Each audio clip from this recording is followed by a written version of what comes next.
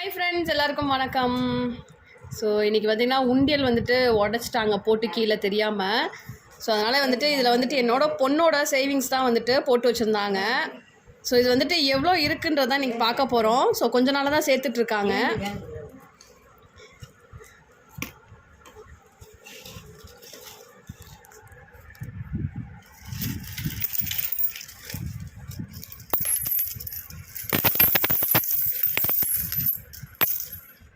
So கை தவறி வந்துட்டு கீழே விழுந்துருச்சு.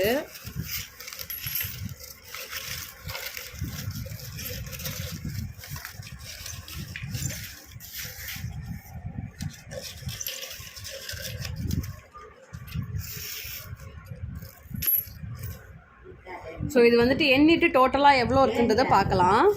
ஸோ இப்போ பார்த்தீங்கன்னா நோட்லாம் நம்ம அரேஞ்ச் பண்ணி கவுண்ட் பண்ணியாச்சு. ஸோ இப்போ வந்துட்டு எவ்வளோ அமௌண்ட் இருக்குன்றதை நான் சொல்கிறேன்.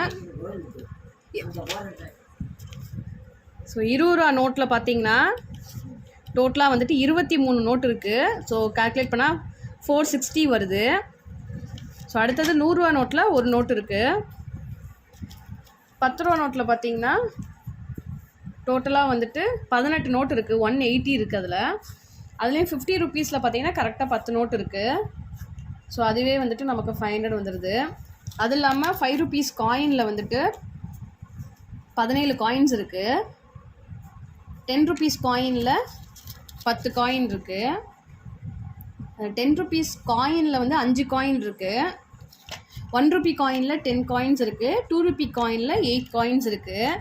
ஸோ நம்ம எடுத்த வரைக்கும் பார்த்திங்கன்னா இதுதான் வந்துட்டு இப்போ கவுண்ட் வந்திருக்கு. ஸோ இது டோட்டலாக வந்து நம்ம கேல்குலேட் பண்ணி பார்த்தோம் அப்படின்னா 1347. ஸோ இதுதான் வந்து இந்த உண்டியலில் இருந்தது. ஸோ ரொம்ப ஷார்ட் பீரியடில் கொடுத்தது தான், ரொம்ப ஜாஸ்தி கொடுக்கறதில்ல. அப்பப்போ கொடுக்குறத சேவ் பண்ணி வச்சுக்கிறது தான். ஸோ இந்தளவுக்கு அமௌண்ட் வந்ததே பெரிய சந்தோஷமாக இருக்குது.